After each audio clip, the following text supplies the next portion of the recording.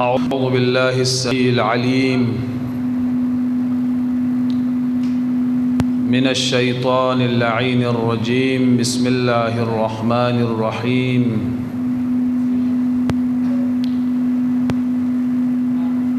الحمد لله المتجلي بنور جماله على الملك والملكوت،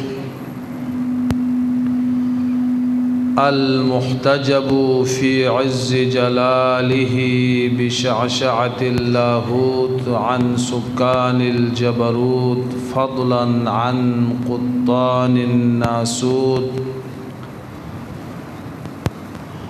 الذي لا يبلغ مدحته القائلون ولا يحصي نعماءه العادون ولا يؤدي حقه المجتهدون، الذي لا يدركه بعد الهمم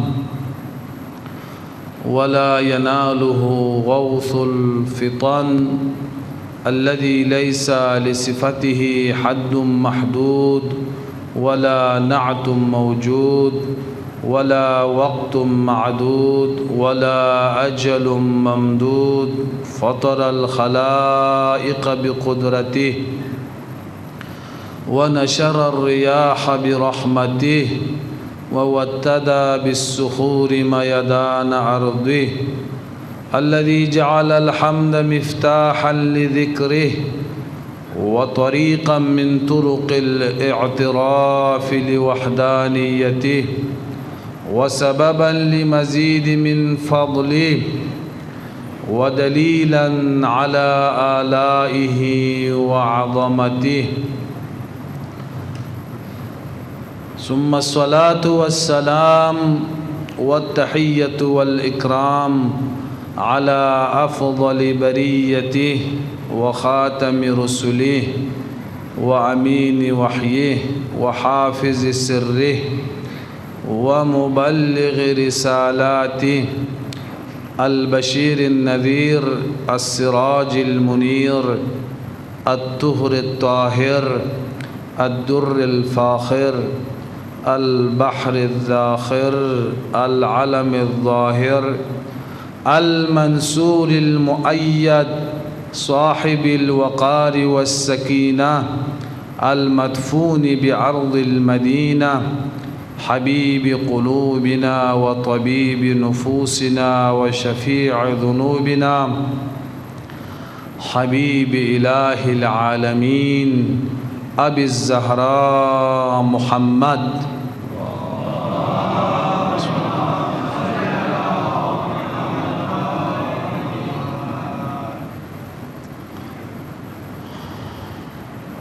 وآله الطيبين الطاهرين المعصومين المظلومين الهداة المنتجبين، لا سيما على ابنته فاطمة الزهراء سيدة نساء العالمين، الذين أذهب الله عنهم الرجس وطهرهم تطهيرا.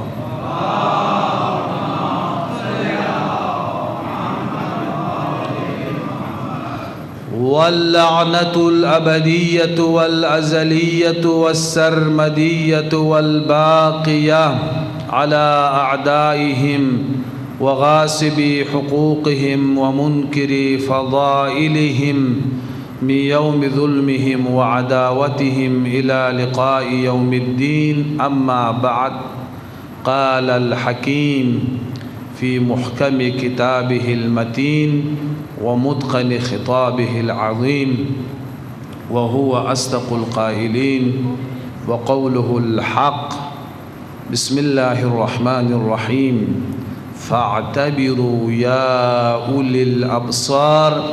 وقوله تعالى: لقد كان في قصصهم لعبرة لأولي الألباب. الصلوات.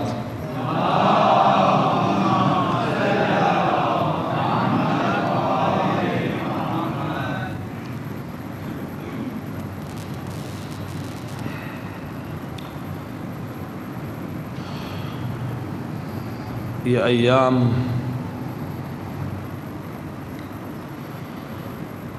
محافظہ حریم عظماء ولایت و امامت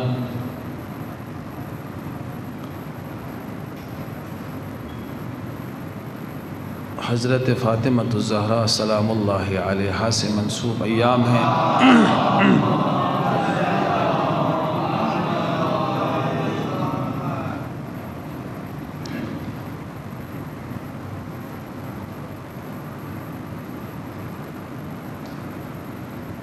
عزاداری کے حوالے سے اگر تاریخ عزاداری تشیع کا مطالعہ کیا جائے تو 80% ہمارے محافل مجالس اور منابر میں تاریخ بیان ہوتے ہیں،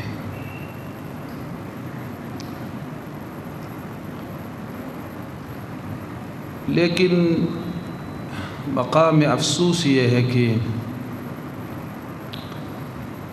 آیا تاریخ سے ہم کما حقہ استفادہ کرتے ہیں اور کر رہے ہیں؟ جواب منفی ہے۔ تاریخ برائے تصنیف و تالیف نہیں ہے کہ تاریخ پڑھ کر تاریخ میں صاحب نظر بن کر آپ کتابیں لکھیں اور تاریخ کے پیچیدہ اور ظریف نکات کی صرف تحلیل کریں، یا عام طور پر عوامی سطح پر دیکھا جائے تو تاریخ برائے تفریح نہیں ہے کہ تاریخ سن کر آپ مجالس و محافل میں سے اپنی ذہن کو ایک تفریحی رنگ ڈنگ لے کر آپ مجلس سے اٹھے۔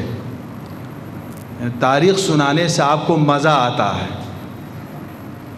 تاریخ تفریح ذہنی کے لیے نہیں ہے، تاریخ صرف تدوین و تصنیف کے لیے نہیں ہے، لیکن تاریخ سے پھر کیا فائدہ حاصل ہو سکتا ہے اور ہمیں کیا رویہ اختیار کرنا چاہیے تاریخ کے مقابلے میں۔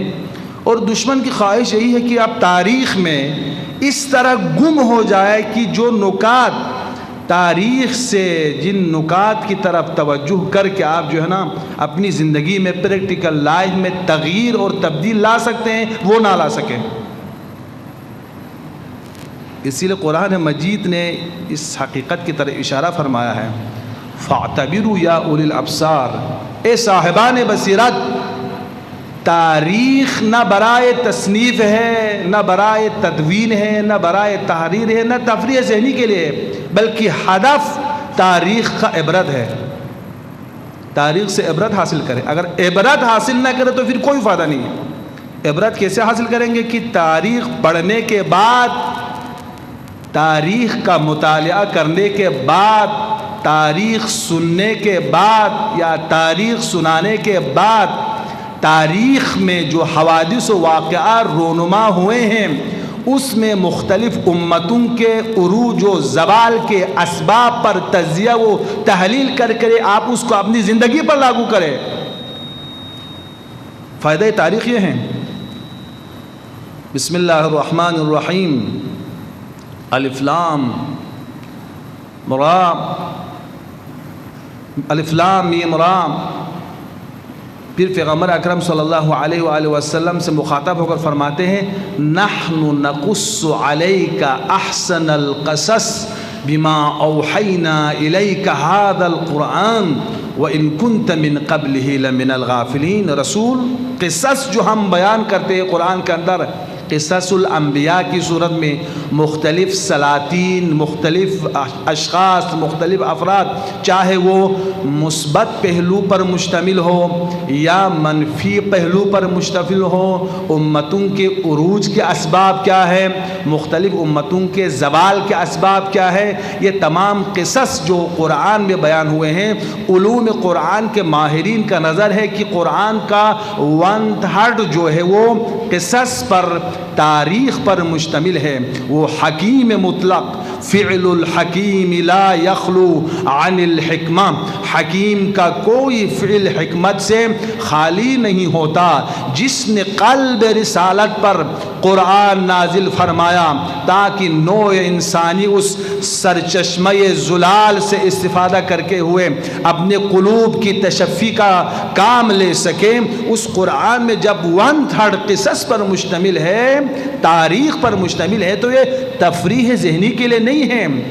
لاغو سے قرآن دور ہے، بیہودہ باتوں سے قرآن دور ہے، بیہودہ اور بے غرض مواد سے قرآن دور ہے، تو پھر یہ 1/3 جو قرآن کا قصص پر مشتمل ہے، تاریخ پر مشتمل ہے، کس لیے ہے؟ نحن نقص علیک احسن القصص بما اوحینا الیک هذا القرآن وان کنت من قبلہ لمن الغافلین۔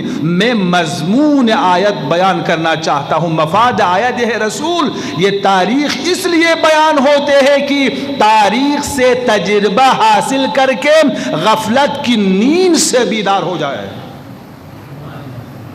تاریخ یہ ہے، تو یہ مقدمہ آپ کے لیے، تب اندازہ ہوگا کہ تاریخ جو ہم سنتے ہیں یا سناتے ہیں بے فائدہ ہے، کچھ سن کے ہم چلے جاتے ہیں، پھر اس کے پیچھے کوئی برنامہ نہیں ہوتا۔ اب ذرا محترم جو ہم نے موضوع کی طرف جا رہا ہوں، وہ مختصر تاریخ زمان کے اعتبار سے انتہائی مختصر ہے، زمان کے اعتبار سے انتہائی مختصر، لیکن مفہوم کے اعتبار سے، حقیقت کے اعتبار سے سمجھ لے کہ عظیم مطالب پر، معانی پر مشتمل جو تاریخ ہے، 75 دنوں پر مشتمل رسول خدا صلی اللہ علیہ وآلہ وسلم کے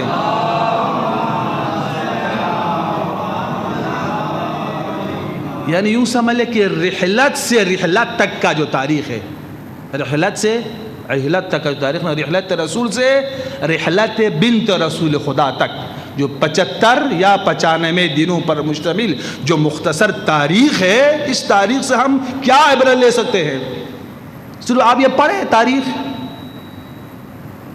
کہ آل محمد پر مظالم ڈائے گئے ہیں، بیت وحی کو نظر آتش کر دیا، حق آل محمد غصب ہوئے، پیغمبر کے اکلوتی بیٹی کے ساتھ اتنی زیادتیاں ہوئی، یہ صرف تاریخ آپ پڑھیں، یہ کافی آپ کے لیے، یہی کافی ہے۔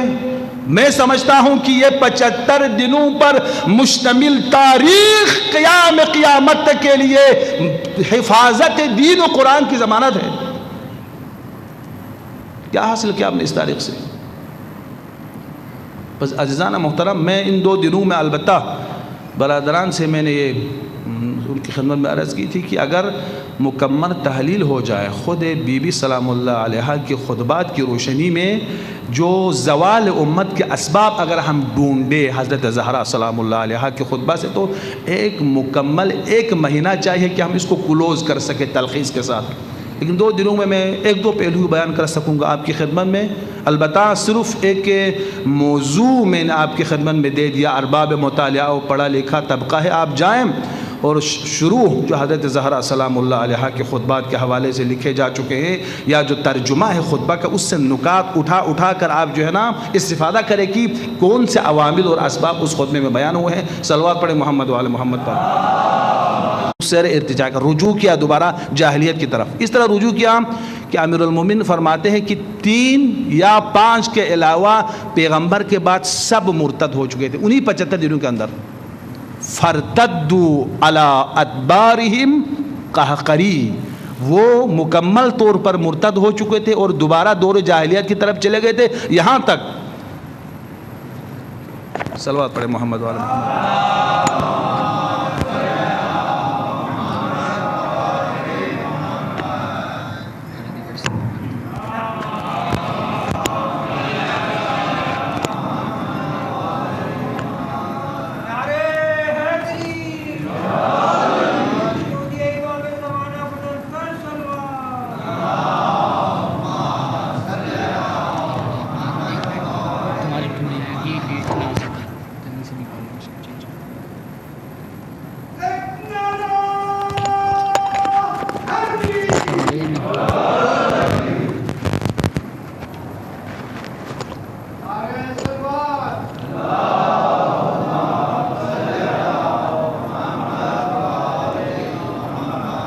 ایک مرتبہ سلسلہ کلام ٹوٹ جائے تو پھر مشکل ہو جاتا ہے. امیر المؤمنین روحی و ارواح العالمین لتراب مقدم الفدا ایک مرتبہ خطبہ بیان فرما رہے تھے. اس خطبے کا نام ہے شقشقیہ، خطبہ شقشقیہ. پڑھتے پڑھتے کسی عربی نے، البتہ اس میں ابن ابی الحدید تو کہتا ہے کسی سازشکار نے سازش کیا. ہوتے ہیں نا بعض اوقات درمیان میں کوئی جو ہے نا درمیان خطابت کوئی پرچی لا کے تھما دیتے ہیں کہ مقرر کا جو ہے نا وہ سلسلہ ٹوٹ جاتا ہے. بعض اوقات بعض لوگ کہتے ہیں نہیں وہ سادہ آدمی تھا ویسے ہی سوال کیا مولا سے. لیکن بعض مفسرین نے، جیسے ابن ابی الحدید سنی ہے، وہ اپنے شرح میں لکھتا ہے کہ کسی سازشکار نے سازش کیا، چونکہ شقشقیہ امیر المؤمنین کا سیاسی خطبہ تھا. سیاسی خطبہ جس نے سمجھ لے کہ جو 25 سال کے اندر جو رفو چکر کر کے رکھ دیا تھا دستہ خلافت نے، ان سب کو واضح کر دیا شقشقیہ کے اندر. کسی نے سوال اٹھایا تو سلسلہ کلام ٹوٹ گیا. پھر دوبارہ شریعہ کہ تو پہلے والا انداز نہیں رہا. ابن عباس اٹھتا ہے اور یہ کہتا ہے یا علی آپ جس انداز میں پہلے شروع کر رہے تھے اسی انداز سے شروع کریں. تو مولانا نے فرمایا ابن عباس یہ ممکن نہیں ہے. تلک شقشقۃ حضرت ثم قرت، یہ شقشقیہ تھا. جو شقشقیہ ایک دفعہ ظاہر ہوتا ہے، جب غائب ہوتا ہے تو پھر دوبارہ نکلتا نہیں ہے. ابن عباس کہتا ہے ما اسفت علی کلام قط کما اسفت علی هذا الکلام، میری زندگی میں علی کے کلام کے قطع ہونے پر جو مجھے افسوس ہوا ہے کسی اور چیز پر افسوس نہیں ہوا. جس انداز میں بیان فرمایا وہ سلسلہ ٹوٹ گیا. تو یہاں بھی جو ہے نا یہ سسٹم ایسا ہے، کیا کرے پاکستان میں جو ہے نا پورے دنیا میں حکمران آتے ہیں ملک بنانے کے لیے، ہمارے اندر آتے ہیں لوٹنے کے لیے. تو مصیبت یہ کہ یہ بدبختی ہمارے سروں کے اوپر ہے کہ اس ملک کا جو ہے نا نظام ہی خراب ہے. تو پھر مشکلات تو ہمارے ساتھ ہمیشہ رہیں گے. صلوات پڑھے محمد والے محمد پر.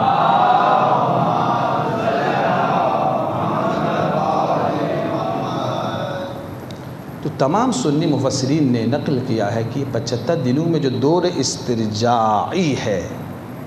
میں عرض کر رہا تھا کہ ابن حجر عسقلانی نے کتاب فتح الباری فی شرح البخاری، صحیح بخاری جس کو اہل سنت کہتے ہیں کہ قرآن کے بعد صحیح ترین کتاب ہے، اس کا بہترین شرح فتح الباری ہے. فتح الباری میں ایک روایت نقل کرتا ہے ابن ابی الحدید کی.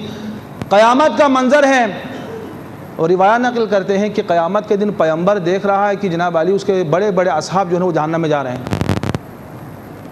تو پیغمبر نے اپنے پروردگار سے سوال کیا، پروردگارا یہ تو میرے اصحاب ہے. تو خدا نے جواب دیا رسول اما تعلم ما احدثوا بعدک، آپ کو معلوم ہے کہ آپ کے بعد انہوں نے کیا کیا ہے؟ فرتدوا علی ادبارہم قہقری، سب مرتد ہو گئے تھے. یہ خود اہل سنت کی روایت ہے. اور امیر المومنین فرماتے کہ 5 کے علاوہ ان میں کچھ افراد ہیں سلمان، مقداد، اباذر، کچھ افراد کے 5 کے علاوہ سب جاہلیت کی طرف چلے گئے تھے. یہ حقیقت تاریخ ہے، اس سے کوئی انکار نہیں کر سکتے. اب جو دور استرجاع امت کا وہ قرآن ان ھذا الکتاب یہدی للتی ہی اقوم، جس کو خالق کائنات نے ہدایت کے لیے بھیجا تھا. اور پیغمبر فرماتے ہیں کہ اذا التبست علیکم الفتن کقطع اللیل المظلم فعلیکم بالقرآن، جب کبھی تم مشکل میں پڑ جائے تو قرآن کے دامن سے متمسک ہو جاؤ. یہ قرآن جس کو غیر ذی عوج قرار دیا ہے، راہ قرآن راہ مستقیم ہے. نو انسانی کی ہدایت کے لیے جس قرآن کو بھیجا تھا، قرآن میں معنوی تحریفیں شروع ہو گئیں. قرآن کے مفاہیم کے خلاف، نص قرآنی کے خلاف اجتہاد شروع کر دیا. پیغمبر ابھی جیسا کہ جناب صدیقہ طاہرہ سلام اللہ علیہ کے خطبے میں ہے کہ وَلَمَّا يُقْبَرُ رسول اللہ، ابھی تجہیز و تکفین کا پیغمبر کا وہ کام ختم نہیں ہوا تھا. آل محمد کے ساتھ اتنے مظالم اور ظلم کے پہاڑ توڑ دیے گئے آل محمد پر. یہ تحریفیں آپ دیکھیں، وہ اصحاب پیغمبر جو 30 ہزار سے زیادہ حدیث پیغمبر کے حافظ تھے، وہ سکوت اختیار کر رہے ہیں اور بیت وحی کو جو ہے نا آگ کے شعلوں سے جو ہے نا بیت وحی کے ساتھ جو حشر کیا جا رہا ہے، اس کے باوجود اصحاب پیغمبر خاموش ہے، اسلام کے ساتھ مذاق اڑایا جا رہا ہے، خاموش ہے۔ پیغمبر اکرم صلی اللہ علیہ وآلہ وسلم کے رحلت کے فوراً بعد تمام احادیث پیغمبر پر پابندی عائد ہو گئی۔ کہا حسبنا کتاب اللہ، کلام خدا ہوتے ہوئے کسی بشر کے کلام کی طرف ہم محتاج نہیں ہیں۔ 140 ہجری تک کلام رسول پر پابندی عائد رہی۔ میں ان تمام مطالب کو بیان نہیں کروں گا، یہ بتانا چاہتا ہوں کہ امت کی یہ زبوحالی، یہ سقوط، یہ زوال، یہ مسلمات تاریخ میں سے ہے جس کو تمام شیعہ سنی مورخین نے نقل کیا ہے، یہ ایک مسلم حقیقت۔ لیکن سوال یہ ہوتا ہے کہ آیا مورخین نے اس 75 دنوں پر مشتمل تاریخ کو کس نگاہ سے اور کس جہت سے تجزیہ و تحلیل کیا ہے؟ اس میں دو کلی مطلب بیان کرتا ہوں۔ بعض لوگ کہتے ہیں کہ زوال امت کے عوامل و اسباب ہے ان 75 دنوں کے اندر، بعض لوگ کہتے ہیں کوئی عامل اسباب نہیں ہے۔ جو کہتے ہیں کوئی عوامل و اسباب نہیں ہیں، ان کے پیچھے استعماری ہتھ کنڈوں کی تائید اور ان کا جو ہے نا تذریقات اور ان کے جو ہے نا سمجھ لے کہ پروپوگنڈے اور تبلیغات ہیں۔ چونکہ اگر علت ہوں عوامل کی طرف جائے تو پھر اسباب و علل پر تجزیہ و تحلیل کر کے عاقل انسان کا کام یہ ہوتا ہے کہ زوال کے اسباب پھر ہم چھوڑ دیں گے آئندہ اور عروج کے اسباب کو ہم اپنائیں گے۔ تاریخ کے تلخ حقائق کو پڑھنے کے بعد اگر علتوں کی طرف ہم جائیں، اسباب و عوامل کی طرف جائیں تو پھر دشمن کے لیے خطرہ ہے۔ اب امت اسلامی سوچنے پر مجبور ہوں گے کہ پیغمبر کے بعد زوال امت کے اسباب کیا ہیں کہ ہم ان اسباب کو اپنے سے دور کریں، ان عوامل کو پھر اپنے اندر پیدا نہ ہونے دے۔ اس خطر کے پیش نظر جو مستشرقین ہیں، مستشرقین ان لوگوں کو کہا جاتا ہے جن کا تعلق غیر اسلامی ادیان سے ہے، یا مسیحی ہے یا یہودی ہے یا کسی اور دین سے تعلق رکھتا ہے، لیکن اسلام کو شکست دینے کے لیے، اسلامی مفکرین کے اذہان کو خراب کرنے کے لیے، اسلام کے اندر تفرقہ بازی ڈالنے کے لیے، اسلامی بہترین مفاہیم کو غلط تفسیر کرنے کے لیے اسلام پر ریسرچ کرتا ہے، اسلام میں داخل ہو کر اسلام پڑھتا ہے، دین پڑھتا ہے، دین پڑھنے کے بعد وہ سکالر بنتا ہے، سکالر بننے کے بعد دین کے بارے میں نظریہ دینا شروع کرتا ہے، جس سے ہمارے بہت سارے مفکرین متاثر ہو جاتے ہیں۔ انہوں نے یہ سلسلہ شروع کیا، بھائی کوئی عوامل اسباب نہیں، اس لیے مقام تعجب ہے۔ بہت سارے مورخین کا نظریہ ہے کہ جو پیغمبر کے بعد جو تلخ تاریخ دیکھنے میں آئے امت اسلامی کے لیے، ان کے بارے میں 4 نظریات پائے جاتے ہیں۔ پہلا نظریہ یہ ہے، پہلا نظریہ ہر حادثہ، واقعہ، تحریک، نہضت کے لیے عروج کے ساتھ ایک زوال اس کے اندر موجود ہے بغیر کسی علت کے۔ اس کو کہتے ہیں کہ تفسیر خرافاتی۔ خرافات دور جاہلیت کے لوگ بغیر کسی علل و اسباب کے حوادث سے عالم کے بارے میں کچھ تفسیر اور تجزیہ و تحلیل کرتے ہیں، وہی تجزیہ و تحلیل مسلمان بھی کرنے لگے۔ بھائی پیغمبر کے بعد جو زوال امت کے ساتھ جو زوال اور سقوط کا دور شروع ہوا ہے، اس کے کوئی عوامل اسباب نہیں ہیں، ہم ان عوامل اسباب کے پیچھے نہ جائیں۔ جس طرح پانی کا مثال دیتے ہیں، فوارہ جس قدر پریشر کے ساتھ وہ جو ہے نا آسمان کی طرف جائیں، ایک مرتبہ اسے نیچے آنا ہے، سقوط لازم ہے اس کے لیے۔ پہاڑ کے مثال دیتے ہیں، ہر پہاڑ میں نشیب و فراز دونوں ہیں، آپ جس قدر عروج جائے ایک فراز اس کے لیے ہمیشہ موجود ہے۔ تو حوادث سے عالم کے دامن میں، اس کے طبیعت میں، اس کے فطرت میں، اس کے دل میں یہ حقیقت پہلے سے پوشیدہ ہے کہ ہر حادثہ نے عروج کے بعد زوال دیکھنا ہے اور زوال اس کے مقدر میں آئے گا، کوئی علت و اسباب نہیں ہے، اس کے پیچھے استعمار کا ہاتھ ہے۔ چونکہ بھائی ہر حادثے نے، ہر واقعہ نے عروج کے بعد زوال پانا ہے، تو پھر ہماری کوشش کا کیا فائدہ ہوگا کہ ہم خون دیں، ہم قربانی دیں، ہم مال خرچ کریں، ہم وقت صرف کریں، ہماری اولاد، ہماری ناموس، ہماری آبرو سب قربان کرے، پھر زوال پائے۔ تو لہٰذا ہمیں کبھی کوشش نہیں کرنا چاہیے، جب خود تاریخ میں عروج و زوال خود بخود موجود ہے تو پھر ہماری قربانیاں، اس لیے وہ لوگ مثال دیتے ہیں، آپ اندازہ کریں وہ رسول خدا جس نے عروج اسلام کے ساتھ ابو سفیان کو یلغمار بنا کر اس کو آزاد کر دیا تھا، اسی لیے ان کو ابناء الطلقاء کہا جاتا ہے۔ بی بی زینب سلام اللہ علیہا نے یزید سے مخاطب ہو کر یہی فرمائی تھی نا، یبن الطلقاء، آزاد شدہ غلاموں کے بیٹے ہو تم، یہ غلاموں کے بیٹے۔ ایک مرتبہ رسول ان کو غلام بناتا ہے، ایک مرتبہ اسی رسول کے فرزندان یزید کے دربار میں جو ہے اسیر ہو کے چلے جاتے ہیں۔ تو یہ بتانا چاہتے ہیں یہ عروج و زوال دامن تاریخ میں موجود ہے، کوئی علل و اسباب نہیں ہے۔ یہ ایک نظریہ ہے۔ نظریہ دوم نظریہ جبر کا ہے، ایک خطرناک نظریہ آغا صاحب۔ اگر تاریخ جبریہ آپ پڑھیں نا تو جبر کو پیدا ہی سلاطین جور نے کیا ہے۔ کیوں کیا ہے؟ اگر مذہب جبریہ کا تاریخ پڑھے، جو جبر کا نظریہ آج اکثریت اہل سنت جو قضاء و قدر کا ڈونگ رچاتے ہیں اور جبری مذہب کے پیروکار ہیں، اگر تاریخ جبریہ پڑھے تو بنی امیہ اور بنی عباس کے ظالم و جابر حکمرانوں کے پیدا کردہ فکر ہے جبر۔ اس لیے جبر کا کوئی قائل ہو جائے نا پھر سب خدا کے کھاتے میں ڈالیں گے۔ سلاطین ایسا ہی کرتے تھے، لوگوں کو قتل کرتے تھے، پھر کہتے تھے ہمارا اس میں کوئی رول نہیں ہے، ہم مجبور ہیں، اصل میں کام خدا کا ہے۔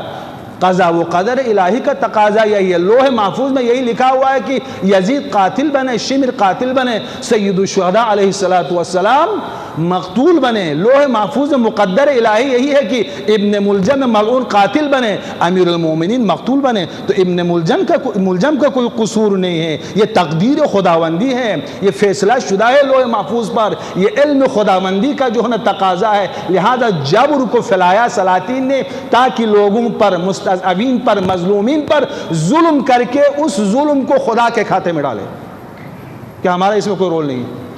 تو بعض لوگوں کا نظریہ یہ ہے کہ پیغمبر کے بعد جتنے ہوئے ہیں وہ لوگ مجبور تھے، نہ کسی کو ہم ظالم قرار دے سکتے ہیں، نہ کسی کو ہم مظلوم قرار دے سکتے ہیں۔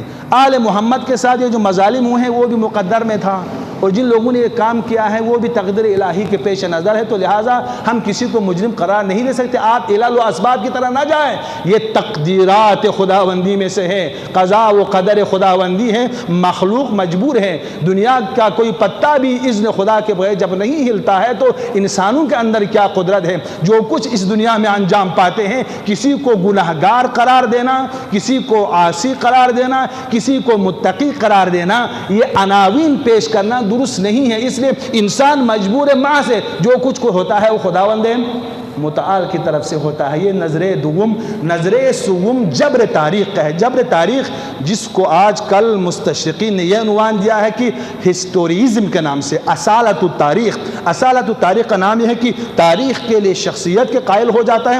تاریخ جس طرح اپنا رخ کرنا چاہیں، دنیا کی کوئی طاقت ان کو روک نہیں سکتی ہے۔ تاریخ اگر زوال کی طرف رخ کریں دنیا نہیں روک سکتی، تاریخ اگر عروج کی طرف رخ کریں تو روک نہیں سکتی۔ بس یہ تاریخ کی مرضی ہے، جس کو چاہے شکست دے، جس کو چاہے وہ فتح دے، جس کو چاہے زوال کے ساتھ ہم کریں، جس کو چاہے عروج دے دیں۔ یہ تاریخ کے اندر اتنی صلاحیت ہے کہ شخصیت کے قائل ہو جاتے ہیں۔ تاریخ یہ تین نظریہ، ان تینوں نظریات کا خلاصہ یہ ہے کہ 75 دنوں میں جو مظالم آل محمد پر ہوئے ہیں اس کے پیچھے کوئی عامل و اسباب نہیں ہے، جو کچھ ہوا ہے وہ تقدیرات کا تقاضا ہے۔ اللہ اکبر، یہ قرآن کے مفاہیم کے خلاف ہے۔ قرآن مقدس نے تو ببنگ دہل کہا شقاوت و سعادت انسانوں کے ہاتھ میں، انا ہدیناہ السبیل اما شاکرا و اما کفورا۔ ایسی بات نہیں ہے، ہدایت کا راستہ پروردگار نے دکھا دیا ہے، اب انسان کے ہاتھوں میں ہے کہ وہ سعادت کا راستہ اختیار کرے یا شقاوت کا راستہ اختیار کرے۔ سعید بننا چاہے تب بھی انسان کے مرضی میں ہے، شقی بننا چاہے تب بھی انسان کے مرضی میں ہے۔ ایسی بات نہیں ہے انسان کے شقاوت و سعادت میں پروردگار کا کوئی رول ہو، پروردگار نے تو راستہ دکھا دیا ہے، اب انسان کی اپنی مرضی ہے۔ عزیزان محترم، ما اصابک من سیئۃ فمن نفسک، اگر تم پر کوئی مصیبت اور بلا و بدبختی آ پڑے تو تمہارے اپنے ہاتھوں کا کمایا ہوا ہے۔ وما اصابک من حسنۃ فمن عند اللہ، اگر کوئی اچھائی تم پر آ جائے تو خدا کی طرف سے ہے۔ کسی مستشرق نے ایک کتاب لکھا ہے مطاعن القرآن، قرآن کے تناقضات کو جمع کرنے کی کوشش کی ہے۔ کہ قرآن کے اندر عجیب و غریب باتیں ہیں. یہ کون سی بات ہو گئی؟ تم پر کوئی برائی آ جائے تو تم نے کیا ہے، اچھا کرے تو پھر اچھائی خدا کی طرف سے کیسے ہو سکتے ہیں؟ ادم اس کا مراد یہ ہے القرآن ینطق بعضہ بعضا، قرآن بعض قرآن سے گفتگو کرتا ہے. ایک آیت تفسر بعضہ بعضہا، بعض قرآن دوسرے بعض کے لیے تفسیر ہے. اس کا مفہوم کیا ہے؟ مفہوم یہ ہے والذین جاہدوا فینا لنہدینہم سبلنا، جو شخص راہ خدا میں کوشش کرے پھر خدا مدد کرتا ہے. جب خدا کی مدد شامل حال ہوں گے تو سمجھ لے تمام سعادتوں میں خدا شریک ہے. لیکن جو راہ خدا میں کوشش نہیں کرتے ہیں نا، خدا اس کو اپنے اوپر چھوڑ دیتا ہے. تو جو بھی بلا ہے ان نے اپنے ہاتھوں سے کمایا ہے. مراد یہ ہے عزیزان محترم، میرے چوتھے امام، امام العارفین، سید الساجدین، امام زین العابدین علیہ افضل صلوات المصلین، امام چہارم فرماتے ہیں لو اراد اللہ عبدا، جب کبھی خدا کسی بندے میں کے بارے میں یہ ارادہ کرے کہ اس کو سخت ترین عذاب میں مبتلا کرے. ہم تو یہ سمجھتے ہیں کہ دنیا کے جو ہے نا وہ مصائب، مادی مصائب، مرض کی صورت میں، فقر کی صورت میں، ہاں اس قسم کے مصائب اگر ہم پر آئیں تو ہم اس کو عذاب الہی سمجھتے ہیں. یہ عذاب الہی نہیں ہے، یہ رحمت خداوندی ہے. چوتھے امام فرماتے ہیں جب کبھی خدا یہ چاہے کہ بندے کو عظیم سے عظیم ترین، سخت سے سخت ترین بلا میں مبتلا کرنا چاہے تو اللہ سبحانہ و تعالیٰ اس کو اپنے اوپر چھوڑ دیتا ہے. تو جانے تیرا کام جانے. جس دن خدا کی طرف سے یہ نعرہ بلند ہو جائے تو اس سے بڑھ کر کوئی عذاب نہیں ہے اس شخص کے لیے. اسی لیے معصومین سے ارشاد ہے نا اللہم لا تکلنی الی نفسی طرفۃ عین ابدا.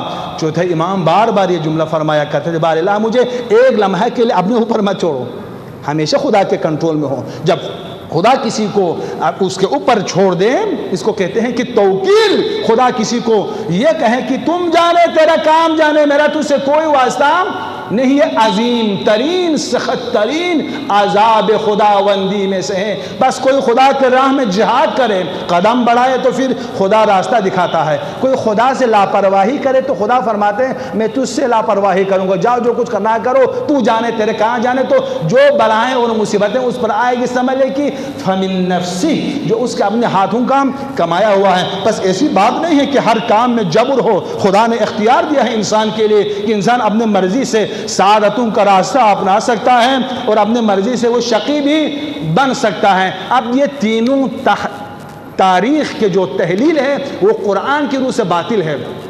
اب ایک نظریہ جو صحیح ہے وہ نظریہ علت گرائی کا ہے. نہیں ایسی بات نہیں ہے.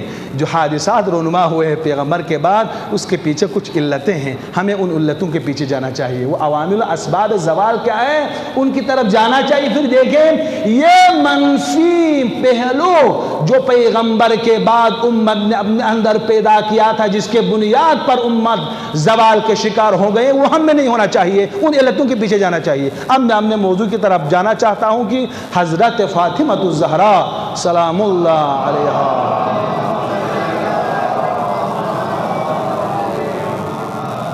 نورانی خطبے کی روشنی میں ہم ان علتوں کی طرف جاتے ہیں. صدیقہ طاہرہ سلام اللہ علیہا نے اپنے اس نورانی خطبے کے اندر، میں نے کل بھی اشارہ کیا تھا نا، یہ کسی کتاب میں نہیں ہے کہ مثلا یہ علتیں جو پیغمبر کے بعد یہ مسائل پیدا ہونے کے علت و اسباب یہ ہیں. بندہ حقیق نے ایک تحقیق کیا ہے خود خطبے کو پڑھ کر، پھر اس خطبے سے استنباط کیا ہے، استخراج کیا ہے کہ بی بی نے ان علل و اسباب کی طرف اشارہ کیا ہے، تو پھر میں نے ان کو ٹائٹل دے کر عنوان دے کر مرتب کیا ہے ان علل و اسباب کے حوالے سے کہ خطبہ حضرت زہرا سلام اللہ علیہا سے استفادہ کرتے ہوئے صلوات پڑھے بی بی کے نام پر.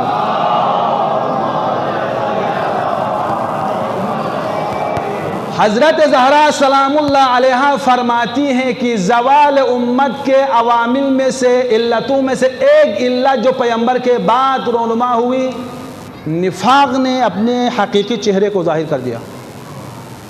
ایک علت عزیزانہ محترم، منافق کلام عرب میں جو تشریح کرے نفاق کا تو منافق اسے کہا جاتا ہے کہ بہت سارے وجوہات کی بنیاد پر وہ اپنے عقیدے کو چھپا لیتا ہے. یعنی یہ یوں کہے کہ اس کا زبان اور دل ایک دوسرے کی تائید نہ کریں، زبان کچھ اور کہے دل کچھ اور بولے، یہ منافق کی علامت ہوا کرتے ہیں. تو یہ منافق جو ہے نا نفاق کا راستہ کیوں اپناتے ہیں؟ دو وجہ ہے. یا اس کو خوف ہے، ڈر ہے، جیسا کہ پیغمبر کے زمانے میں ایسا ہی ہوا کہ بعض لوگ جو ہے نا خوف کی وجہ سے جب حکومت اسلامی کا عروج دیکھتا ہے کہ پیغمبر روز بروز ترقی کرتا جا رہا ہے اور امیر المومنین علیہ افضل صلوات المسلین کا زور بھی ہے پیغمبر کے ساتھ، حکومت اسلامی کے ساتھ، خوف کے ناطے وہ مسلمان ہو جاتے ہیں، دل سے مسلمان نہیں تھے. یا یہ ہے یا سازشکار ہوتے ہیں. سازشکار دیتے ہیں کہ جب قضیہ کامیابی کی طرف جا رہا ہے تو اس میں داخل ہو جاتا ہے، جب کبھی فرصت ملے تو کوئی نقشہ تبدیل کرے. وہ فرصت طلب لوگ ہوتے ہیں، یا فرصت طلبی کی وجہ سے وہ منافقت اپناتے ہیں یا ڈر کی وجہ سے. لیکن جب کبھی فرصت مل جائے یا خوف ختم ہو جائے تو نفاق اپنا اصلی چہرہ لے کر ظاہر ہوتا ہے. جناب صدیقہ طاہرہ سلام اللہ علیہ فرماتی ہے کہ پیغمبر کے بعد سب سے پہلے جو مشکل امت اسلامی کو پیش آئی اور جس کی وجہ سے دور استرجاع شروع ہوا، نفاق نے اپنا اصلی شکل دکھانا شروع کر دیا. کیونکہ پیغمبر میں جب تک پیغمبر زندہ تھا کہ منافق اپنا اصلی چہرہ ظاہر نہیں کر سکتے تھے، یا تو اسلامی حکومت کے ابہات کی وجہ سے، یا پیغمبر اکرم صلی اللہ علیہ وآلہ وسلم کے جو عالمی شخصیت تھی اس شخصیت کی وجہ سے، یا فرصت کے طلب میں تھے. چونکہ پیغمبر کے ہوتے ہوئے اگر منافق اپنا چہرہ دکھاتے تو شاید مخالفت سے دوچار ہوتے ہیں، تو لہٰذا انہوں نے پیغمبر کے رحلت کا انتظار کیا. پیغمبر کے رحلت کے ساتھ ساتھ نفاق نے سر اٹھانا شروع کر دیا. یہ دونوں نفاق کے دونوں قسم کے فتنے سہنے میں آئے. جو لوگ ڈر کے مارے مسلمان ہوئے تھے انہوں نے اظہار وجود کرنا شروع کیا، اور جو لوگ اسلام کا عروج اور ترقی دیکھ کر فرصت طلب تھے، رحلت پیغمبر کے ساتھ حکومت کے لالچ میں اپنے نفاق کا چہرہ دکھا دیا.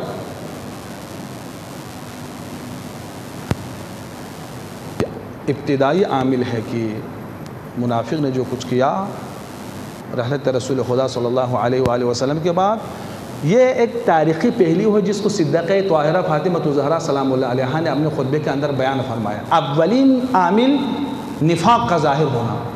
اب یہ تو تاریخی پہلو ہے نا، اس سے ہم کیسے عبرت حاصل کریں؟ دیکھیں کہیں یہ جراثیم ہمارے اندر تو نہیں ہے. یہ دیکھیں جو ہمیں اس بنیاد پر ہمارے دلوں میں وسوسہ ڈالتے ہیں. ہم نے ایرانی ریولوشن کے بارے میں، انقلاب اسلامی کے بارے میں سنا ہوگا کہ جب تک امام خمینی رحمۃ اللہ علیہ بقا بر حیات تھے، آب و تاب کے ساتھ انتہائی کامیابی کے ساتھ انقلاب کا دورہ، اور بہت سارے لوگ یا ڈر کے مارے یا امام کی شخصیت کی وجہ سے بڑے انقلابی بن بیٹھے تھے. امام کے رحلت کے ساتھ ساتھ ایک مکمل گروپ نے سر اٹھانا شروع کیا کہ جس طرح امیر المومنین علیہ السلام کے خلاف سازشیں شروع کی تھی رحلت پیغمبر صلی اللہ علیہ وآلہ وسلم کے بعد، وہی سلسلہ اسی انداز میں امام خمینی کے رحلت کے بعد ایران میں شروع کر دیا. بہت سارے جو امام کے دور میں انقلابی تھے بعد میں ضد انقلاب ہو گئے. بہت سارے جو انقلاب کے حامی تھے انقلاب کے مخالف بن گئے. بہت سارے جو پیغمبر کو اپنا ولی سمجھتے تھے پیغمبر کے بعد پیغمبر کے ولی کے ولایت سے کے دائرے سے خارج ہو گئے ہیں.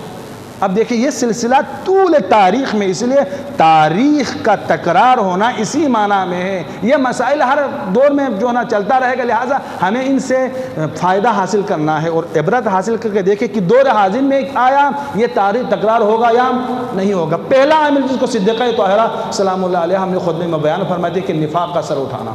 عامل دوم، لوگ شیطان زدہ ہو گئے تھے. ایک سوال اٹھتا ہے کہ شیطان زدہ ہونے کا معنی کیا ہے؟ شیطان تو صرف اس 75 دنوں میں نہیں تھے، جب سے آدم سے اس کی مخالفت چلی تھی اسی وقت سے شیطان جو ہے نا انسانوں کو اغوا کرنے میں، گمراہ کرنے میں لگا ہوا ہے. اس کا کام ہی یہی ہے، لَأُغْوِيَنَّهُمْ أَجْمَعِينَ إِلَّا عِبَادَكَ مِنْهُمُ الْمُخْلَصِينَ. خدا کے مخلص بندوں کے علاوہ سب کو گمراہ کرنا یہ شیطان کا کام ہے. تو بی بی نے یہ کیوں فرمائی کہ مثلا ان 75 دنوں میں شیطان سہنے میں آیا؟ اس سے مراد وہ شیطان نہیں ہے جس کو ہم سمجھ رہے ہیں. جس طرح ہم اس شیطان کو جو آدم کی مخالفت میں خدا نے اس کو جو ہے نا ایک مردود قرار دیا، اس سے زیادہ جو ہے نا انسانوں کی شکل میں شیطان ہے وہ زیادہ ماہر ہے. تو بی بی کا یہ فرمان کہ 75 دنوں میں شیطان نے اپنا جو ہے نا وجود کا اظہار کیا، تو وہ شیطان جن مراد نہیں ہے، شیطان انس مراد ہے۔ شیطان دو قسم کے ہیں۔ بسم اللہ الرحمن الرحیم، قل اعوذ برب الناس ملک الناس الہ الناس من شر الوسواس الخناس الذی یوسوس فی صدور الناس من الجنۃ والناس۔ شیطان دو قسم کے ہیں، شیطان جنی وہ جس پر ہم سب لعنت کرتے ہیں، وہی شیطان۔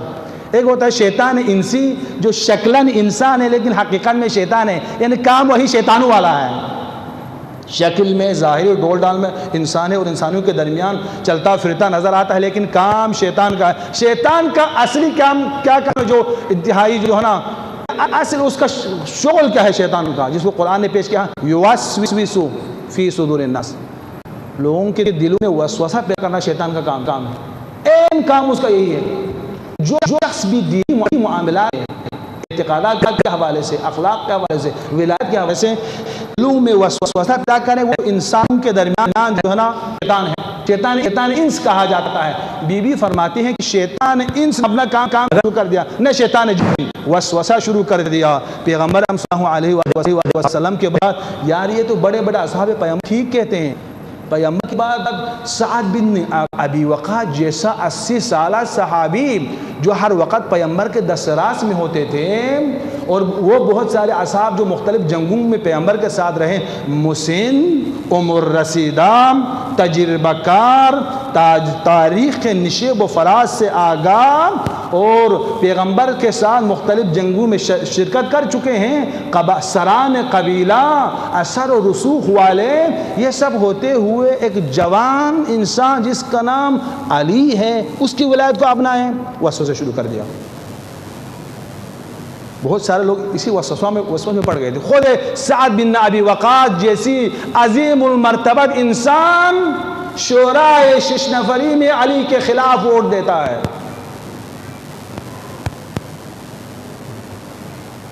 ایک بہت سارے جو ہے نا بہت سارے افراد کو اسی بنیاد پر شیطان انس نے وسوسہ ڈالا ان کے دلوں کے اندر، بھئی پیغمبر کے بعد تو حالات خراب ہو رہے ہیں، عالمی ہجوم ہوگا یہود و نصارہ کی طرف سے، اسلام دشمن قبائل کی طرف سے۔ اب وہ لوگ اس انتظار میں تھے کہ پیغمبر کے بعد اسلامی حکومت جو ہے، حکومت کا ڈھانچہ اگر کمزور ہو جائے تو ہم اسلامی حکومت پر ہم اپنا قبضہ جمائیں گے، اس کے لیے ایک تجربہ کار آدمی کی ضرورت ہے جو بہت سارے قبائل کا سربراہ بھی ہو، اثر و رسوخ بھی رکھتا ہو، تجربہ کار بھی ہو، عمر رسیدہ بھی ہو۔ یہ شیطانی سوچ ہے نا، آج کل ہمارے درمیان بھی ایک سوچ ہے کہ عمر رسیدہ ہونا خود ایک موضوعیت رکھتا ہے، اس کو ہی ایک آپ عنوان دیتے ہیں۔ کہا کہ وہ ایک عمر رسیدہ صحابی رسول خدا کو پیغمبر کے بعد نائب پیغمبر ہونا چاہیے، تو یہ جوان سال علی افسوس اس دنیا کے سر پر خاک ہو۔ شورائے 6 نفری میں جب پوچھا کہ علی میں کیا کمی ہے کہ تم نے یہ 6 افراد پر مشتمل جو ہے پینل بٹھایا ہے خلافت اسلامی کے لیے، تو کہا علی میں کوئی کمی نہیں ہے، علی میں تقویٰ ہے، علم ہے، فضیلت ہے، شجاعت ہے، خاندان کے اعتبار سے پاکیزگی ہے، سب کچھ ہے، ایک چیز نہیں ہے، وہ کیا ہے؟ کم عمری کی وجہ سے سنجیدہ نہیں ہے۔ یوسوس فی صدور الناس من الجنۃ والناس، یہ جنوں والی شیطان یہ کام نہیں کیا ہے، جو انس کی صورت میں، انسانیوں کی صورت میں شیطان نے سر اٹھایا، انہوں نے بہت سارے لوگوں کو وسوسے میں ڈالا اور امیر المومنین سے جدا کیا۔ بی بی فرماتی ہے کہ قد ظہرت منکم حسکۃ النفاق والشیطان، شیطان نے ظہور و بروز پیدا کیا اپنا۔ اب دیکھیں فاعتبروا یا اولی الابصار، کیا ہمارے اندر بھی یہ وسوسے پیدا ہوتے نہیں ہوتے ہیں؟ بعض اوقات ہوتا ہے نا، پوس کندہ میں بتا دوں گا، بہرحال ایک حقیقت کو بتانا پڑے گا۔ مثلا آج کل دنیا میں ایک زور و شور کا رشو ہے، بھائی ایک ائمہ علیہ السلام 1400 سال سے یہ آرزو لے کے اس دنیا سے چلے گئے کہ دنیا میں آل محمد کا نظام، آل محمد کا فقہ، آل محمد کا قانون، آل محمد کا نام اور نظام خدا زندہ ہو، چاہے کمی کیوں نہ ہو کہ ایک دنیا کے اندر ایک آل محمد کا نظام قائم ہو چکا ہے حکومت اسلامی کے نام سے۔ آج جس کے ریڈیو ٹیلی ویژن پر آپ ایام فاطمیہ منا رہے ہیں نا، آپ ایران میں آئے پتہ چلے گا 1 مہینہ مکمل ایام فاطمیہ مناتے ہیں، عاشورہ سے زیادہ پررنگ انداز میں پورا میڈیا، ریڈیو، ٹیلی ویژن، امام بارگاہ، مسجد، خیابان، روڈ، سڑک ماتمدار نظر آتے ہیں ایام فاطمیہ میں کہ سمجھ لیں کہ یہ مملکت فاطمہ ہے، ایسے انداز میں مناتے ہیں نا۔ یہ شکوہ آپ کے ذہن پیدا کریں بھائی اتنے بڑے لوگوں کے ہوتے ہوئے جو علم میں، سن میں، داڑھی میں، جسامت میں، قد و قامت میں، کہ ایک جوان آدمی کو جو پہلے مجتہد بھی نہیں تھا، صدر تھا، پریزیڈنٹ تھا، اس کو مجتہد کا ڈگری دیا ہے، ولی فقیہ بنا دیا ہے۔ یہ جو شبہات بعد از پیغمبر امیر المومنین کے بارے میں جو شبہات لوگوں کے دلوں میں پیدا کیا تھا، وہی شبہات ممکن ہے ولایت فقیہ کے بارے میں لوگوں کے ذہن میں ڈالے تاکہ لوگ اس مرکز اور حکومت اسلامی کے محوریت سے دور ہو جائے۔ تاریخ کا تکرار ہونا اسی معنی میں ہے، ورنہ جو امیر المومنین علیہ السلام کے حوالے سے جو تبلیغات ہوئے اور بی بی نے کہا کہ شیطان انس نے علی کے بارے میں وسوسہ پیدا کیا تاکہ لوگ علی کے قریب نہ آ سکے، اور لوگ بہکاوے میں آ گئے۔ بہت سارے لوگوں نے کہا علی کے اندر تجربہ نہیں ہے، علی جوان سار آدمی ہے، ایک با تجربہ آدمی کو وہ علی پیغمبر کا نائب ہونا چاہیے تاکہ حکومت اسلامی خطرات سے بچ سکے۔ یہ تاریخ کا تلخ موڑ ہے، اس سے عبرت حاصل کرو۔ ممکن ہے آج کی دنیا میں بھی یہ پروپیگنڈا پھیلا دیا جائے کہ جو یہ ولی فقیہ ہے اس کے اندر تجربہ نہیں ہے، اجتہاد نہیں ہے، مرجعیت نہیں ہے، علم نہیں ہے۔ یہ وسوسہ نہیں ہے؟ ایک مرتبہ 40 فقیہ جو دین کا اسپیشلسٹ ہے، جو دین پڑھ کے، دین سمجھ کے، دین کو ہضم کر کے، دین کے بارے میں صاحب نظر ہے، وہ کہہ رہا ہے یہ ولی فقیہ ہے، مجتہد جامع شرائط ہیں، اور دنیا غرب استعماری طاقتوں کے بہکاوے میں آ کر کچھ ہم جیسے نکمے لوگ کہہ رہے ہیں کہ یہ مجتہد نہیں ہے۔ یوسوس فی صدور الناس من الجنت والناس، بی بی فرماتی ہے سلام اللہ علیہا کہ پیغمبر کے بعد شیطان انس نے وسوسہ ڈالنا شروع کیا امیر المومنین علیہ السلام کے بارے میں۔ صلوات پڑھیں محمد و آل محمد پر۔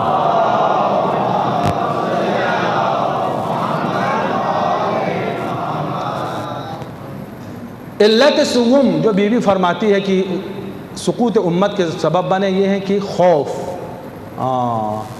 وَلَمَّا يُقْبَرُ رَسُولُ اللَّهِ ابْتِدَارًا غَلَبَ عَلَيْكُمْ خَوْفُ الْفِتْنَةِ۔ بی بی فرماتے ہیں کہ پیغمبر ابھی دفن نہیں ہوئے تھے، جھگڑے اور فتنے کے خوف نے تم سب کو گوشہ نشین کر دیا۔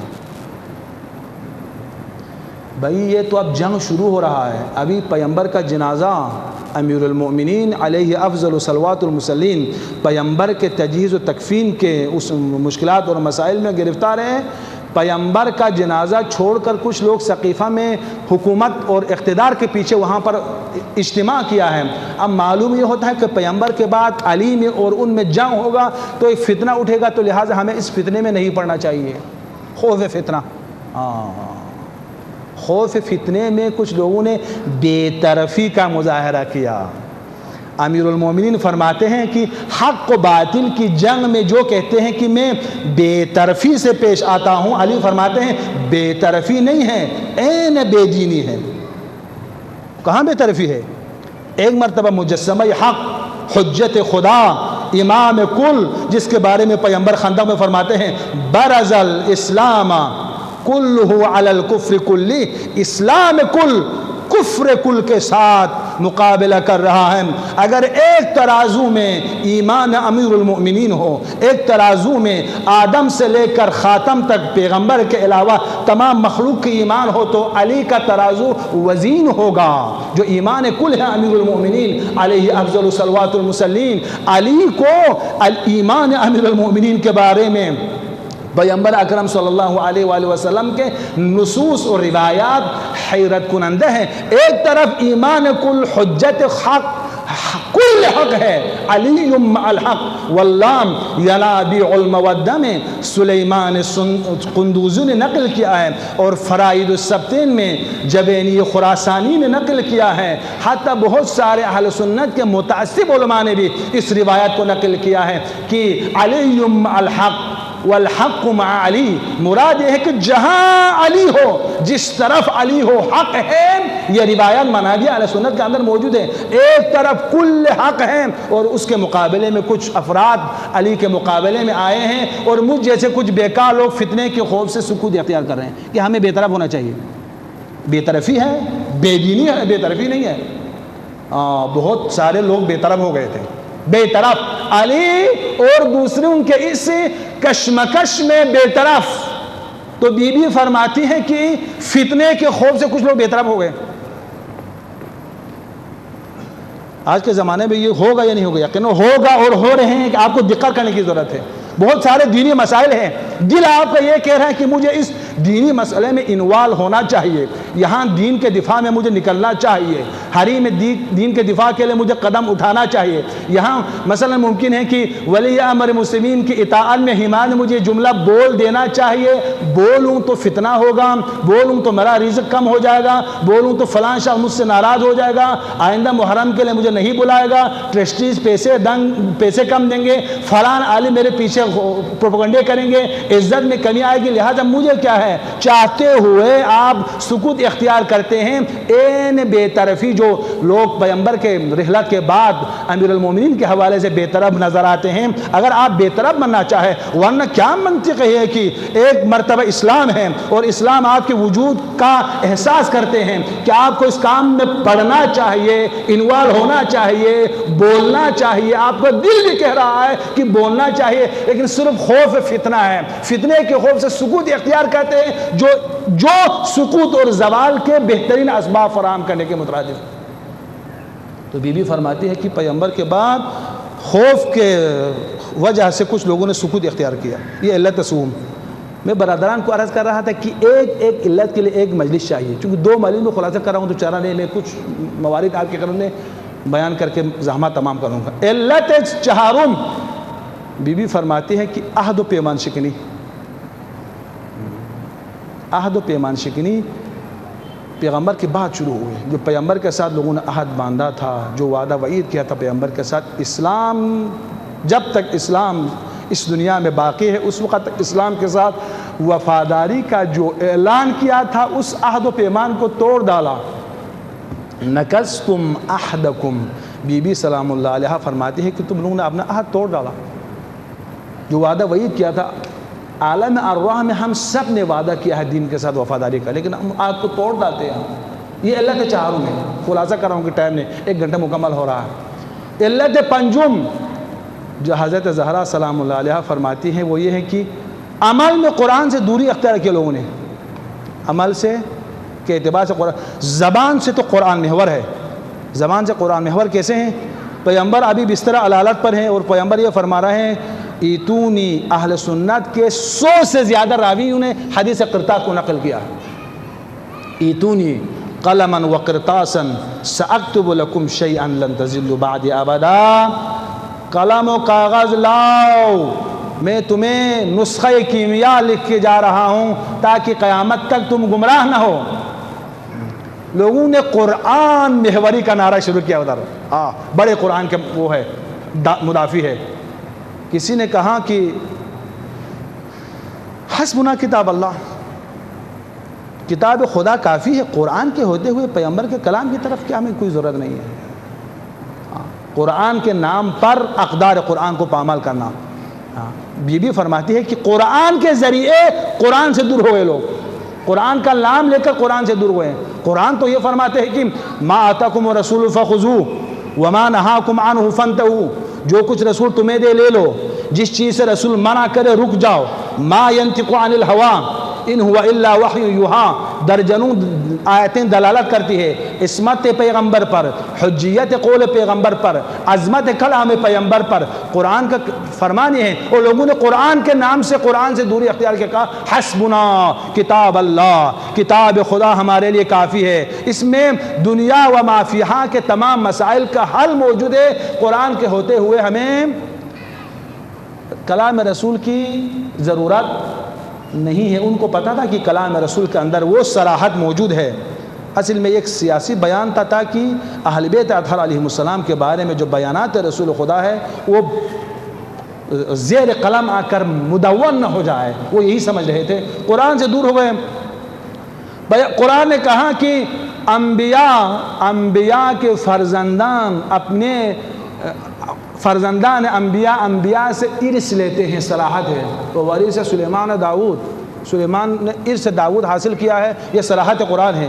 اور لوگوں نے قرآن کے خلاف کام شروع کر دیا کہ نحن معاشر الانبیاء لا نورث. ارشاد پیغمبر ہے کہ ہم جو انبیاء ہیں ان کے کوئی وارث نہیں ہوتے. بی بی فرماتی ہے کہ زبان سے تو قرآن بول رہا ہے لیکن عمل کے اعتبار سے یہ لوگ قرآن سے دور ہو گئے ہیں، جس کی وجہ سے امت زوال پذیر ہو گیا. ارجنا محترم، اب ہم اپنی زندگی میں لاگو کریں. قرآن کے اندر بہت سارے ازمز کا تصور موجود ہے، چاہے وہ اقتصادی ازم ہو، چاہے وہ سیاسی ازمز ہو، حکومتی اعتبار سے بہت سارے ازمز اس دنیا میں چل رہے ہیں. اشارات کے ساتھ قرآن نے اس کو بیان کیا ہے، لیکن حقیقت میں اسلام کا جو نظام حکومت ہے، اسلام کا جو قانون اور نظام ہے، جس کو قرآن نے برہان کے ذریعے ثابت کیا ہے، اگر دنیا بدبختی سے اگر ہم نے آپ کو بچانا چاہے، سعادتوں کا راستہ اپنانا چاہے، ساحل نجات تک جانا چاہے، دنیاوی و اخروی، مادی و معنوی تمام مسائل کا اگر حل انسان چاہتے ہیں، وہ یہ ہے کہ نظام اسلامی کے پرچم تلے جمع ہو جائے. اس کے باوجود خود مسلمان، خود شیعہ اسلامی نظام کو چھوڑ کر ممکن ہے کوئی کسی پارٹی میں ہے، کوئی کسی ازم کے اندر ہے، کوئی کسی مثلا سسٹم کے پرچم تلے ہیں جن کا تعلق نہ اسلام سے ہے، نہ قرآن سے ہے، نہ دین سے ہے. یہ عملاً قرآن سے دوری ہے. قرآن کا بیان ہے اسلامی ازم، نظام اسلامی، اقتصاد میں بھی اسلامی نظام ہو، حکومت میں بھی اسلامی نظام ہو، سیاست میں بھی اسلامی نظام ہو، لیکن ہم نے اسلامی ازم کو چھوڑ کر دوسرے ازمز کو اپنایا ہے کہ یہ حقیقت میں قرآن سے دوری ہے اور یہی ہمارے زوال، سقوط اور بدبختی کے باعث بنے گی. تو بی بی سلام اللہ علیہا فرماتی ہے کہ قرآن سے دوری ایک سبب ہے جس کی وجہ سے امت زوال کا شکار ہو گئے ہیں. اب میں چاہ رہا تھا کہ 2-3 اور علل و اسباب بیان کروں، لیکن 1 گھنٹے سے زیادہ وقت گزر رہا ہے، آگے بھی مجلس میں تمام کر رہا ہوں. عزیزان محترم، اب قرآنی آیات سے ان حقائق کو ملائے. فاعتبروا یا اولی الابصار، اے صاحبان بصیرت، تاریخ سے عبرت حاصل کرو، زندگی پر تطبیق کرو. لقد کان لکم فی قصصہم لعبرہ، انبیاء کے، اسلاف کے، سلاطین کے قصوں میں، تاریخ کے اندر تمہارے لیے عبرت ہے. عبرت حاصل کرو، کہیں وہ عوامل تمہارے اندر نہ پایا جائیں، کبھی ان اسباب کی وجہ سے تم بھی شکست سے دوچار نہ ہو جائے. عزیزان محترم، اسی لیے خون کے سیاسی سے ان حقائق کو بی بی سلام اللہ علیہا نے اپنے خطبے کے اندر نقل کیا ہے. قیامت تک ہم ان مصیبتوں پر روئے تب بھی کم ہے، تب بھی کم ہے. کل میں عرض کر رہا تھا وہاں شاہ فیصل میں اتنی مظلومیت، بی بی کو یہ توقع تھی کہ بی بی زہرا کے بارے میں اتنی روایات ہیں نا. ایک مرتبہ تمام اہل بیت کے بارے میں کلی سفارش پیغمبر کا وہ ایک جگہ، اس میں بھی بی بی شامل ہے. مثل اہل بیتی کمثل سفینۃ نوح من رکبها نجا ومن تخلف عنها غرق. اہل بیت کے بارے میں جتنے روایتیں ہیں اس میں بتمام معنی بی بی شامل ہے.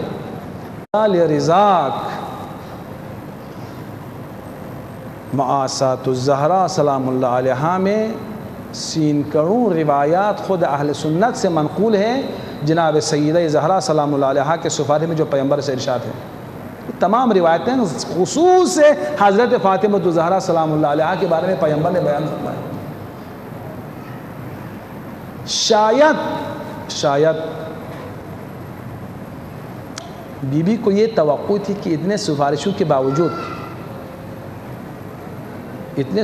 کے باوجود کہ ابھی چند دن ہی تو گزر گئے ہیں رحلت پیغمبر کو، جب وہ لوگ جمع ہو کر محبت وحی، در وحی کے قریب آ کر اس گھر کے ساتھ بے احترامی کرنا چاہا، تو بی بی سلام اللہ علیہا کو یہ توقع تھی اگر میں جا کر اپنا تعارف کراؤں تو شرمندہ ہو کر شاید واپس چلے جائیں. ایک حکمت یہ ہے، چونکہ کچھ لوگ بہکاوا میں آ کر ان کے ساتھ شامل ہو گئے تھے، اسی لیے ابتدا میں دروازہ کھٹکھٹایا. جناب فضہ نے جواب دیا تم لوگ واپس چلے جاؤ. جب اہل بیت اطہر اپنے گھر میں محبوس ہو گئے ہیں، مجبور ہو گئے ہیں، اور تم لوگوں سے کوئی سروکار نہیں ہے، تمہارے کاموں میں کوئی دخالت نہیں ہے، تو ہمیں گھر میں رہنے دو.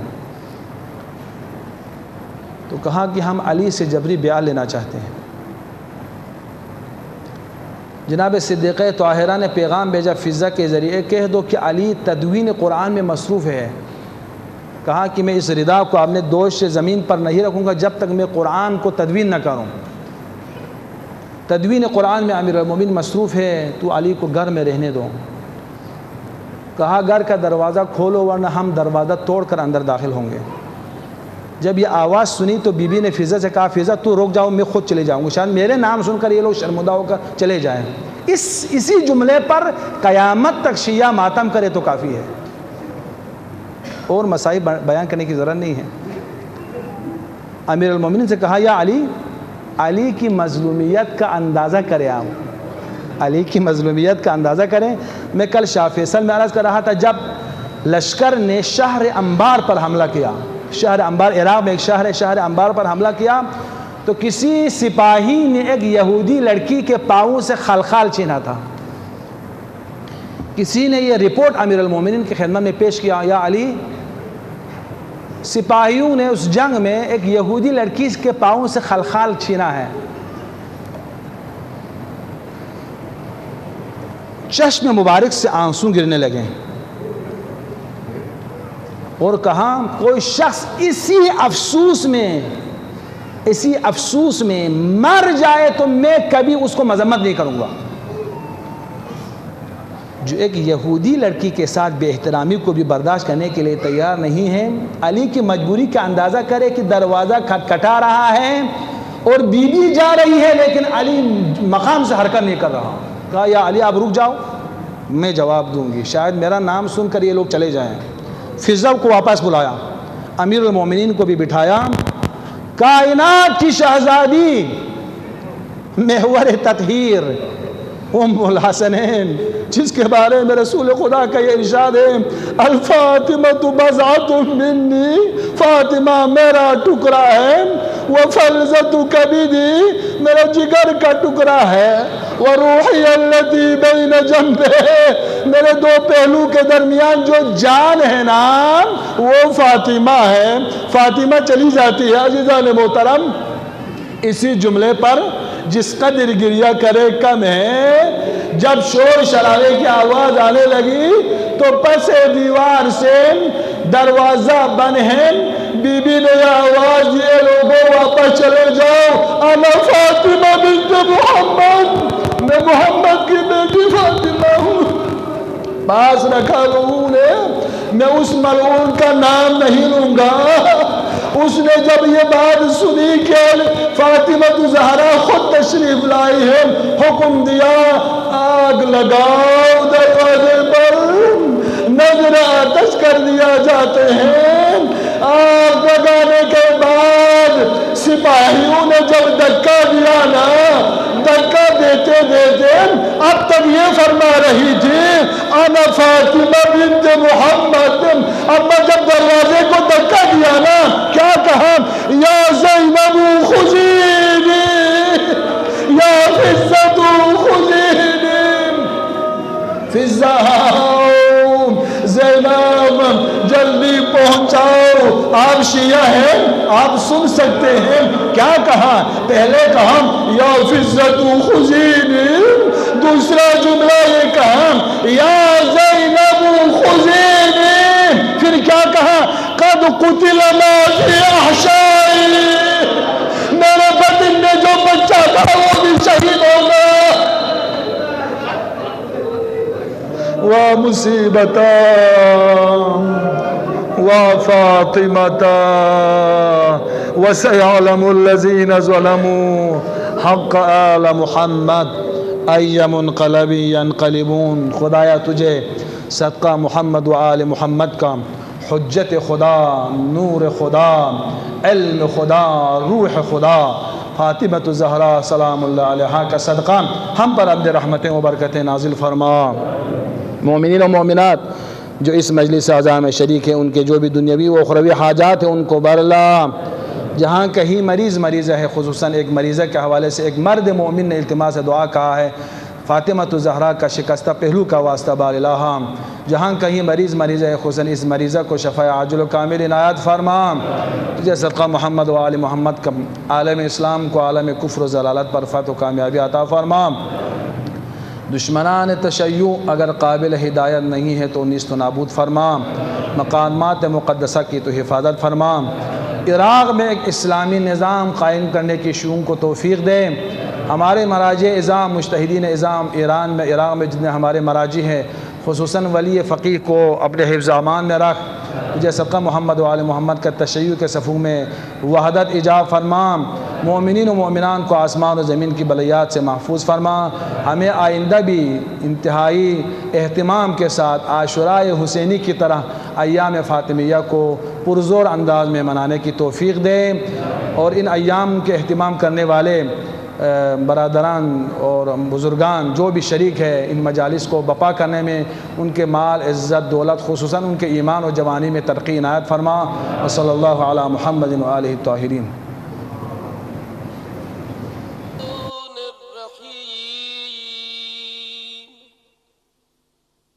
اللهم كن لوليك الحجة ابن الحسن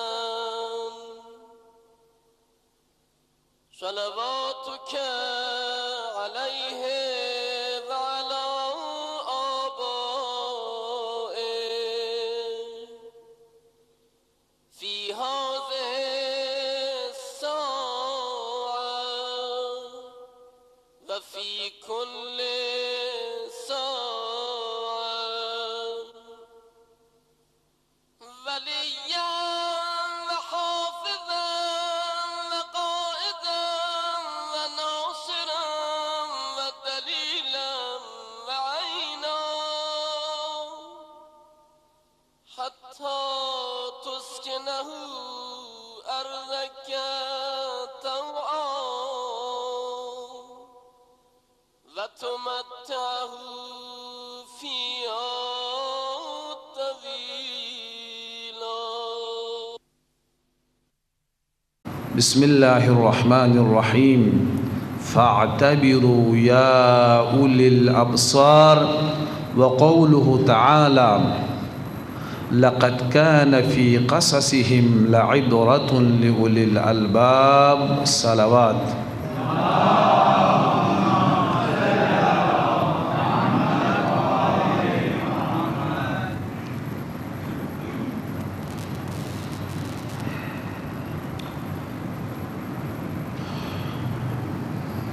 یہ ایام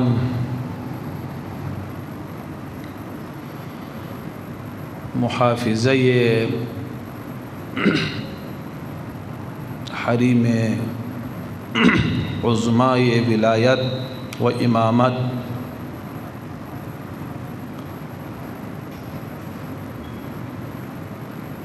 حضرت فاطمہ الزہرا سلام اللہ علیہا سے منسوب ایام ہیں۔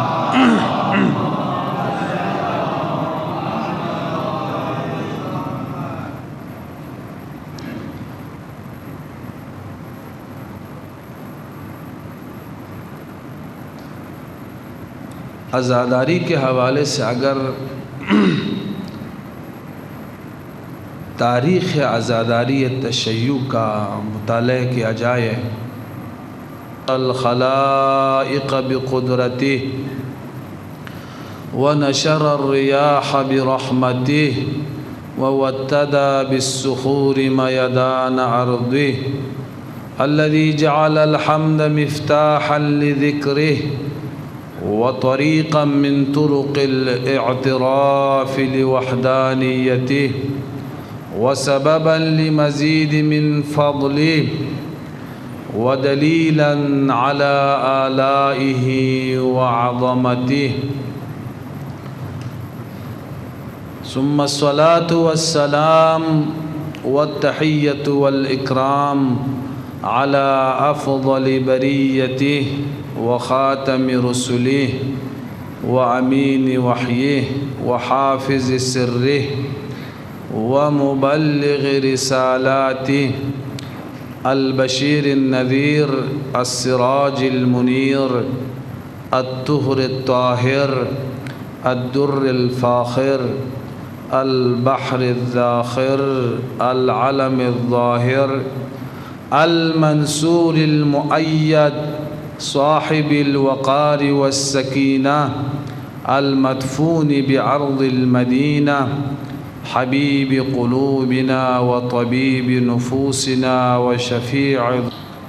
تو 80% ہمارے محافل مجالس اور منابر میں تاریخ بیان ہوتے ہیں.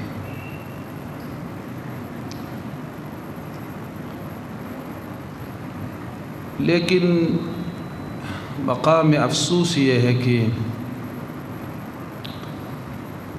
آیا تاریخ سے ہم کما حقہ استفادہ کرتے ہیں اور کر رہے ہیں؟ جواب منفی ہے. تاریخ برائے تصنیف و تالیف نہیں ہے کہ تاریخ پڑھ کر تاریخ میں صاحب نظر بن کر آپ کتابیں لکھیں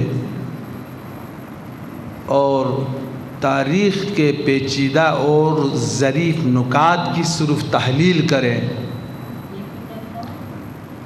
یا عام طور پر عوامی سطح پر دیکھا جائے تو تاریخ برائے تفریح نہیں ہے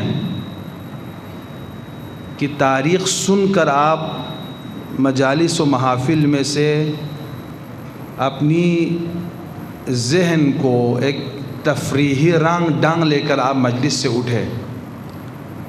تاریخ سنانے سے آپ کو مزہ آتا ہے.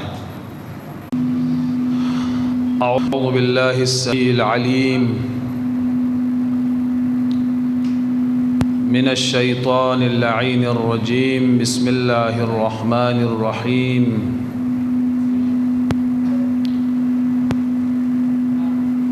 الحمد للہ المتجلی بنور جمالہ علی الملک والملکوت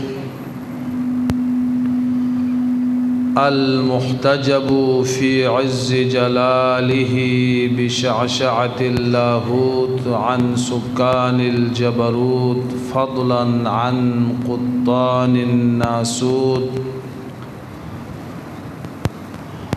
الذي لا يبلغ مدحته القائلون ولا يحصي نعماءه العادون ولا يؤدي حقه المجتهدون الذي لا يدركه بعد الهمم ولا يناله غوث الفطن الذي ليس لصفته حد محدود ولا نعت موجود ولا وقت معدود ولا أجل ممدود فطر ذنوبنا حبيب إله العالمين أبي الزهراء محمد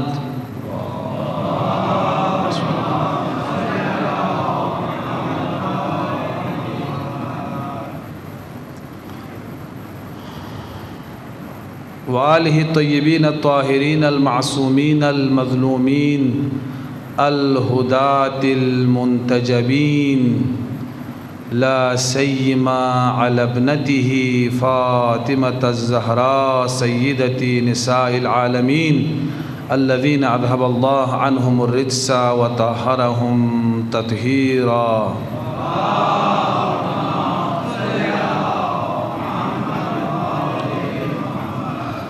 واللعنة الأبدية والأزلية والسرمدية والباقية على أعدائهم وغاصبي حقوقهم ومنكري فضائلهم من يوم ظلمهم وعداوتهم إلى لقاء يوم الدين. أما بعد، قال الحكيم في محكم كتابه المتين ومتقن خطابه العظيم وهو أصدق القائلين وقوله الحق